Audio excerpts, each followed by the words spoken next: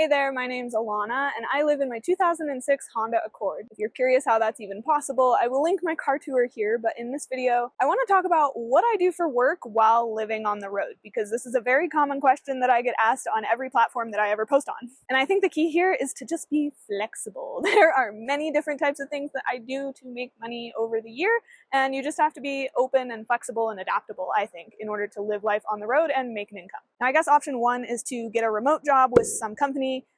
This is a very stable job, but it doesn't allow for very much flexibility, and you might find yourself in cities a lot more than you're out in nature just because of the need of Wi-Fi and service. The job that I've been doing the longest is ESL tutoring, or English as a Second Language tutoring, where I just talk to people and help them practice their English conversation skills and become more confident in speaking English. I teach on a platform called Cambly, and if you're interested in joining, I will leave my referral link down in the description. You can shoot me an email if you want any help with the application process, and I would be happy to help you. This is by far the easiest way to make money, but you do still need that strong internet connection because it is two-way video call, and it's not that much pay. I mean, living on the road, it is much cheaper for me than it was living in an apartment, but it's still not very much pay. So what else do I do besides English tutoring? There's a lot of other options for working online, specifically like freelance work or creative work. So like virtual assistants, social media management, video editing, podcast editing. Wait a second. Now that I'm editing this video, I realize that I just listed off different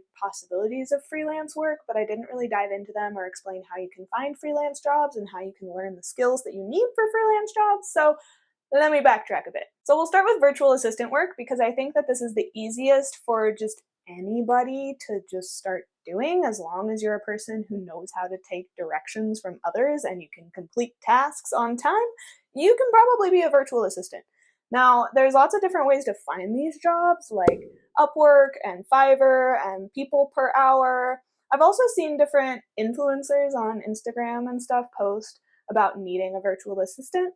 I would just issue a word of caution there, though. If you're going to be working as a virtual assistant for somebody, make sure that they have hired somebody before in the past, so that they know how it works managing another person and how to be professional with their work.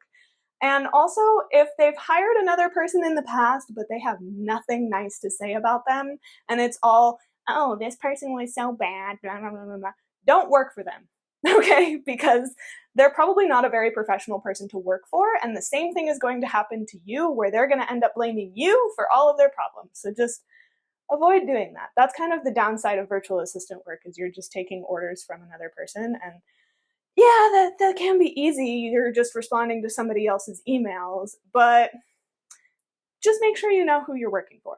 Next, social media management. This is another one that's pretty easy to get into as long as you have a social media account. This is definitely easier to get into if you post on your social media account like a professional and have a kind of portfolio account to show to different brands when you're applying to be their social media manager. But I also know people who don't post on their social media and they still do just fine doing social media management for other people because they don't want to talk about their life, but it's okay to manage the account for other people. So that can be a pretty easy side gig to do as well. Next is video editing. Now, this is one that definitely requires some skills before you can actually get paid to do this. But this is a perfect example of doing creative work that you enjoy and then getting paid for those skills later. So I'll give you an example. My YouTube channel. I started it 3 years ago. I'm still not monetized. I don't make a single cent from YouTube. But my YouTube channel has acted as my portfolio when applying for these other video editing freelance jobs. So you don't necessarily have to go to university to be a video editor. Just go on YouTube University. I have taught myself so many skills just through YouTube. So pick a skill that you are genuinely interested in. For me, that was video editing. But just teach yourself how to do it all. Create a portfolio. And then you can start applying for these different freelance jobs. Same thing for podcast editing. Through my video editing, I also learned how to edit audio, and so that is how I've also been able to apply for those types of jobs. Another example is website design. I know not a lot of people studied HTML and know how to code, but I made my website, alanaroby.com, just by watching a 2-hour WordPress tutorial on YouTube. Again, YouTube University. You can learn anything you want if you really want to on YouTube. And so I created my own website. Nobody paid me to do that. But then I used my own website as an example to then go to other people and say, hey, do you need a website created? I can do that for you. So I was working with WordPress and Squarespace and using those softwares to develop websites for people who are just too lazy to learn how to use that software. So you don't necessarily have to be like a coding wizard to create websites for people. Another freelance job that's pretty popular is copywriting, where you like write different mass emails or blog posts for other people. But I personally see this one kind of going downhill because of AI and ChatGPT. Like, it's much easier to get copywriting done for you using the computer, and you don't actually have to hire a person. So if you really love writing and you're a really skilled writer in a way that you stand out above AI, like, go for it. But if you don't like writing, don't do this one. I don't do this one myself. Another freelance job would be graphic design. So I know some of my friends are really good artists, and I've actually met people while they're traveling and they're just doing different graphic design projects for different businesses through freelance jobs. But again, if you're not really an artsy person or don't really see yourself as a graphic designer, maybe don't try to do this one. The beauty of freelance is you can kind of pick the skill that you personally are interested in and learn how to monetize it. Another opportunity with freelance is learning how to do digital marketing. Sometimes people do have to take like a course or a certification in order to learn how to do digital marketing successfully, but this is a very in-demand skill in this day and age. And so if you are actually interested in marketing and want to learn how to do this freelance, I would suggest diving into YouTube University and figuring it out. Honestly, Facebook Meta ads and Google ads aren't that difficult to understand. And so if you learn how to do them, you can do them for other people. And the last freelance opportunity that I'll talk about in this video, I'm sure I'm missing a bunch, so be sure to leave any other ideas for freelance work in the comments, but it's UGC creation, and this stands for user-generated content creation. Now, if you think about it, normally brands will reach out to somebody with a big following and ask them to post about their product on their page for their following.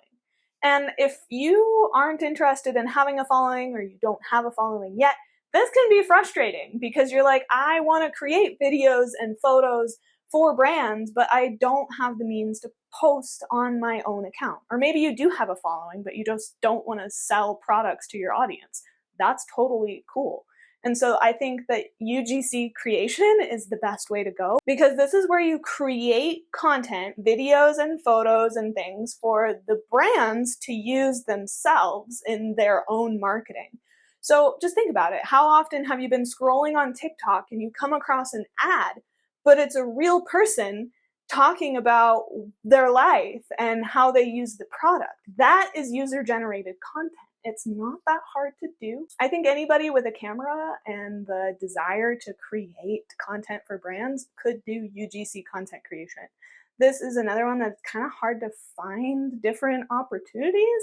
I know that there's different websites like Social Cat and I don't know the other ones, but it's like a website that's like Tinder, but for you and brands, so you can like each other and then you can agree upon a deal. So either doing the creation in exchange for free products or doing the creation in exchange for a certain rate. Kind of like with all of these freelance opportunities, it's not easy, but if you can find a skill that you're good at and you enjoy and you can monetize, I say do it. I think that that's the best way to work on the road.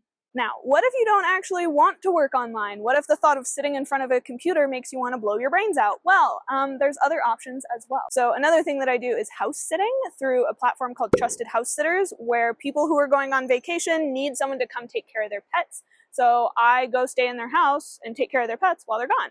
And this isn't always a paid gig, but sometimes people are really appreciative of you taking care of their pets, and so they do give you some sort of financial compensation. But to me, having a house for free for a week, 2 weeks, a month even sometimes, it just depends on how long they're going to be gone, but that to me is invaluable. I can do my laundry, I can sit in a bathtub for hours and not be disturbed, except for maybe by the pets, but I'm just referring to like being in a Planet Fitness shower and having people in your business. So to me, having a house is enough compensation for me to count that as a job. And if you're interested in house sitting as well, you can sign up through Trusted House Sitters using the link in my description, and you'll get 25% off your annual membership fee. The membership fee isn't very much. It's just like enough to prove that like you're serious and you're not just doing it for the free house. Like you also have to like taking care of pets as well. So maybe that's not for everybody, but it's definitely for me.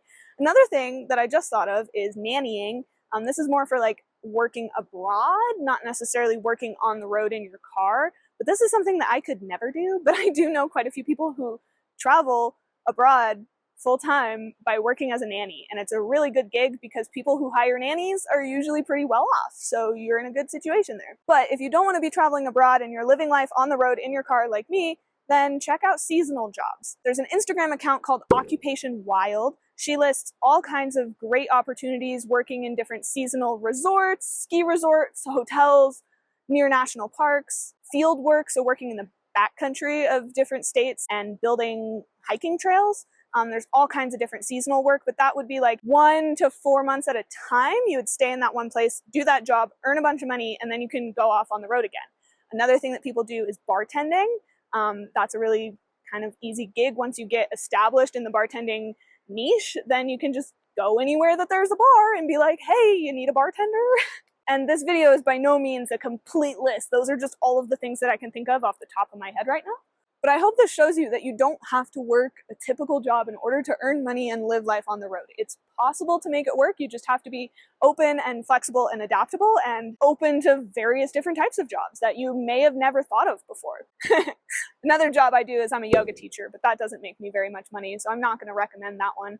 I do that more for like passion and helping people, but who knows, it could make me money in the future. If you found this video helpful, be sure to show me with your thumbs and let me know down in the comments what job sounds most interesting to you. I would love to hear.